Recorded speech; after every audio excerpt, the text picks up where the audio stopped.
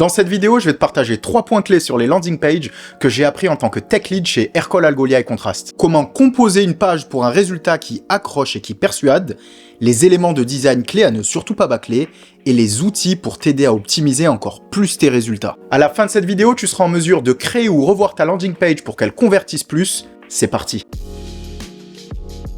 On va commencer par lister les 5 sections qui doivent composer ta page. Garde bien en tête que les gens lisent en diagonale, se lassent très vite et vont de base être méfiants par rapport à tout ce que tu vas pouvoir raconter. Grâce à ce diagramme, on va voir comment équilibrer les arguments logiques et émotionnels en version texte et en image. Pour t'inspirer, je vais aussi prendre quelques exemples sur le site de N8N, un outil de data automation qui a une page d'accueil super bien ficelée.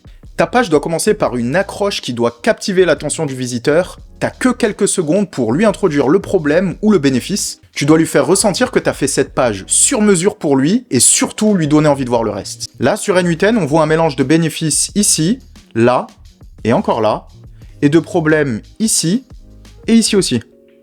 Ce qui marche bien, c'est une accroche textuelle courte et forte, couplée à une illustration ou vidéo qui montre concrètement ce que ton produit a à offrir. Ensuite, tu dois clarifier et mettre les mots sur le problème auquel est confronté ton visiteur. Sois le plus spécifique possible pour lui montrer que tu es à l'écoute et que tu as compris son problème. Chez N8N, ils ont opté pour une citation d'un de leurs clients type qui explique son challenge et ce à quoi il aspire en tant que growth engineer. Un peu à la manière d'un médecin, si tu es capable de mettre des mots sur ce que ton visiteur pense et ressent, ça le poussera à découvrir le reste. Après ça, tu peux parler de ta solution sans rentrer dans les détails, en expliquant par exemple ta méthode et en illustrant par des chiffres, études ou schémas pour lui prouver que tu as un moyen de résoudre son problème. Comme on peut voir ici avec des schémas qui expliquent très simplement les grands principes de fonctionnement. Pour cette section, vaut mieux faire simple mais concret pour montrer à ton visiteur que tu es capable de lui rendre les choses moins complexes qu'elles ne lui paraissaient. La prochaine étape, c'est de mettre ton produit en avant en détaillant ce que c'est, comment ça marche, dans quel cas, combien de temps ça prend. Ton visiteur doit ressentir que la résolution de son problème est à portée de main. Par exemple, tu peux montrer des captures d'écran ou vidéos réelles du produit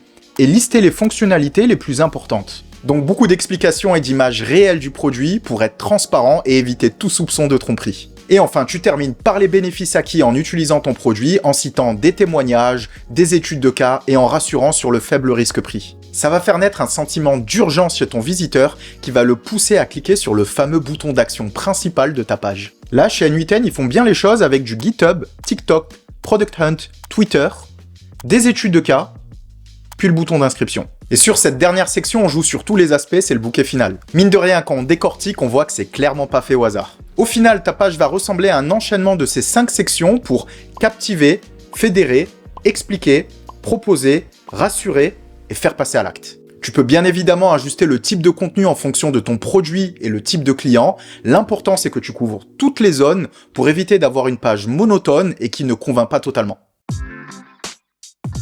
Le piège dans lequel on tombe tous, c'est de trop se focaliser sur l'esthétique de sa landing page pour qu'elle soit la plus belle possible. Sauf si t'es dans le domaine de la créa et du design, c'est pas vraiment une question de beauté, mais c'est plus une question de clarté et de cohérence. Il y a 2 éléments majeurs à un design clair et cohérent, c'est la police d'écriture et les couleurs. La police d'écriture, c'est un peu comme la voix de ton texte, ça va lui donner le timbre et le ton. Quant aux couleurs, elles vont définir l'univers et donner vie à ton texte. 2 exemples très concrets. Pour un produit dans l'écologie, si j'utilise une police qui fait rétro gaming avec des couleurs froides et industrielles, ça doit te sauter immédiatement aux yeux qu'il y a quelque chose qui cloche. Et ça mettra pas ton visiteur en confiance. Au contraire, pour un produit dans le domaine des emails, si j'utilise une police manuscrite avec des couleurs qui rappellent les grands acteurs historiques, ça sera beaucoup plus parlant pour la plupart d'entre nous.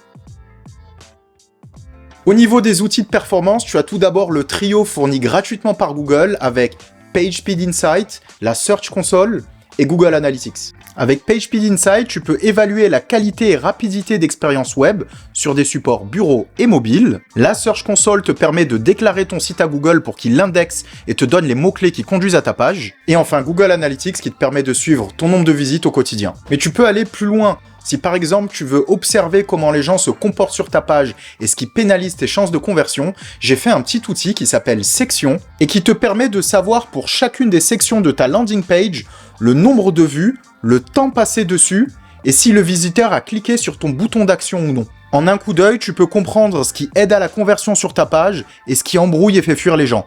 J'ouvre la phase de bêta, tu peux gratuitement utiliser l'outil, je te mets le lien dans la description. Si je résume cette vidéo, on a vu comment structurer sa page en 5 sections, le rôle de la police d'écriture et des couleurs en termes de design, et plusieurs outils pour optimiser les performances techniques et de conversion de ta landing page. Laisse un j'aime à cette vidéo pour faire connaître la chaîne et t'y abonner si c'est pas déjà fait. Je continuerai de traiter dans les prochaines vidéos tous les sujets liés à la création d'un produit en ligne. Si tu as d'autres questions, mets-les en commentaire ou écris-moi directement sur LinkedIn, je te mets le lien dans la description. Travaille bien, ciao!